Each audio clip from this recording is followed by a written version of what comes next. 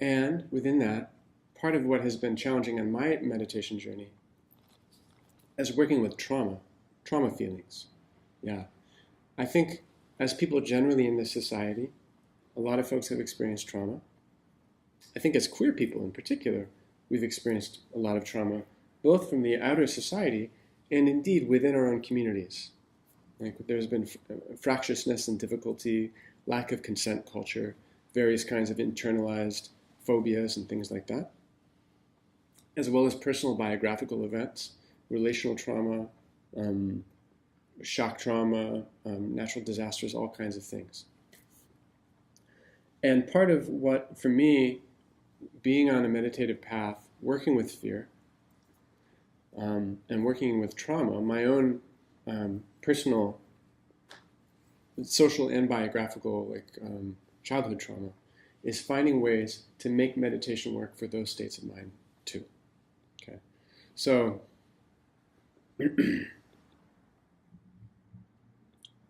there's a way that sometimes what we need to do for ourselves, when we're so frightened that we can't maintain, sometimes meditation isn't the answer. And I think for some people that might be straightforward. For me, it was not straightforward. And I kept on trying to apply meditation practice to things that actually weren't best solved through meditation. And basically, a brief primer on trauma is that sometimes things happen to us that our nervous system interprets as so overwhelming that it does this kind of dual activation thing where it shuts us down even though the engine is trying to run at full speed. And then we end up with these nervous system charges in our bodies where the engine is running full speed, but it's like covered over with heavy lead blankets. And then for the rest of our lives, that activation still is bouncing around in there, and it still wants to get out. But we have a hard time finding out the way to let it out. And so it does this thing where it kind of intrudes on our awareness, and it makes us avoid situations that resemble the original situation. And it keeps us in a state of feeling overwhelmed when that feeling comes up again. We can feel really on edge. So for me, part of my experience of feeling like the world was a scary place was linked with some forms of trauma for me. And because I hadn't sequenced that nervous system charge out, it was still running around in there. So something that I had to learn to do for myself was identify what kind of fear I was feeling, and then learn what was the appropriate remedy for that fear. Right? Like for me, there are some kinds of fear where I turn away from my experience and I get caught in a habit, where the appropriate remedy is a mindfulness practice and then opening. Right? And then sometimes, and even meditation practice as a grounding and stabilizing practice. And there were other times for me where the meditation practice actually made it worse. I felt more isolated, more afraid, and more overwhelmed and helpless. Right? So in those cases, actually, it took me a long time to figure out that wasn't the thing to do then. For me, the thing to do then were things like be with a trusted friend, or do something soothing and relaxing to my senses, or have fun, or different kinds of things like that. So one of the things, there's a handout I'm going to pass around at the end that has some suggested steps for like using mindfulness to work with fear and mindfulness to work with trauma. And part of it is figuring out what's the right fit for different kinds of things. Yeah. And I think that something that mindfulness practice in general can help us to do is actually to become the expert of our own fear.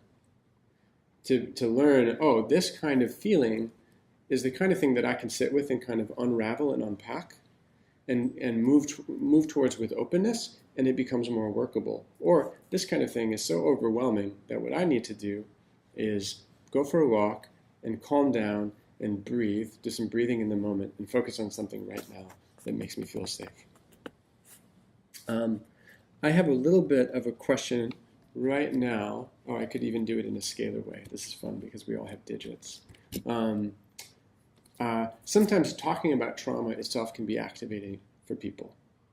So on a scale of 1 to 10, if you just check in with yourself right now and notice your level of activation, how anxious or how frightened you feel, if you could just, with both hands, let me know on a scale of 1 to 10, 1 being the lowest, 10 being the highest, what your level of activation is right now in talking about it.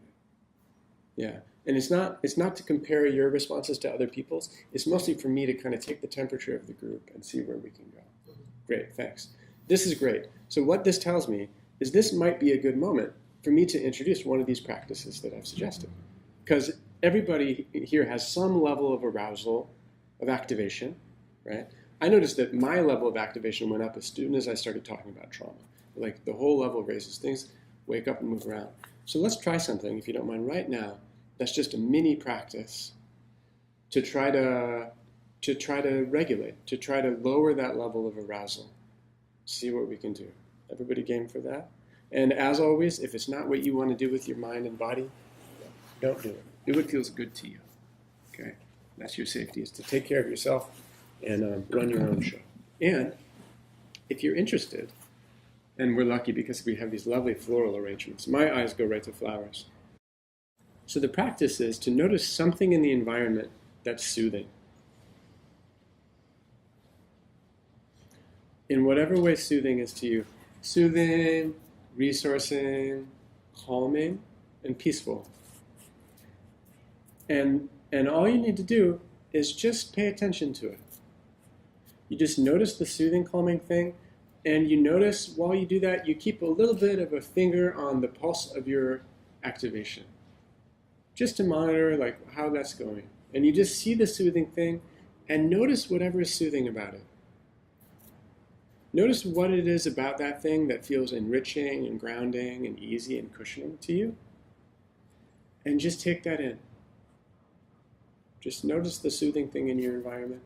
See what's easy and peaceful about it and take it in. Let yourself have it and draw it into your awareness.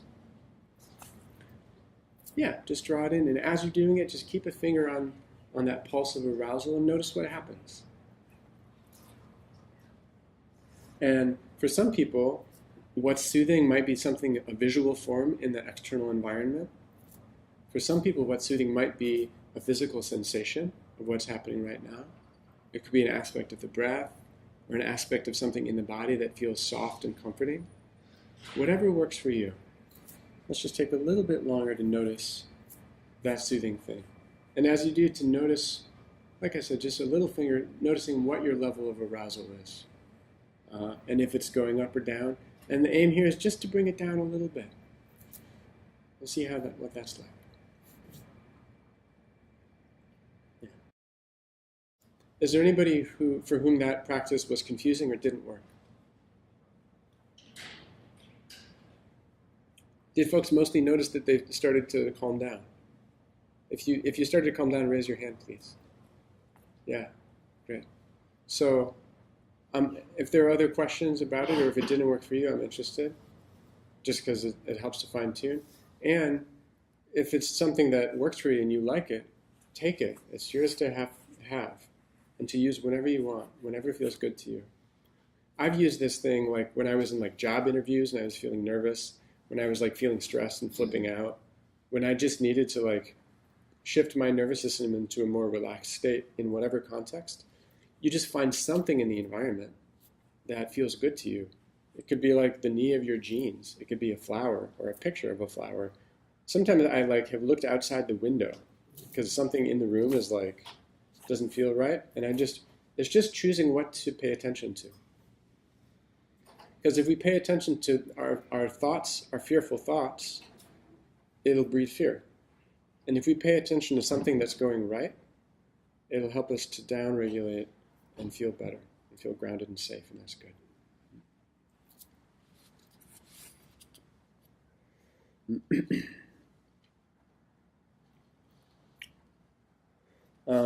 And sometimes the thing to do is to listen to fear and to see if it's accurate. And if it's accurate, then we should actually change the situation. We should either leave or make a change. So fear is actually intelligent, and we should also respect fear and understand it. Okay. So I think the point is to actually be in relationship to ourselves and with fear, and to use gentleness both to work with our own experience and to work with other people's experience. Because if other people are frightened and antagonized about their lives, being in relationship to someone who knows something about gentleness and fearlessness can really help. So we should help each other. We should help each other, not be so afraid.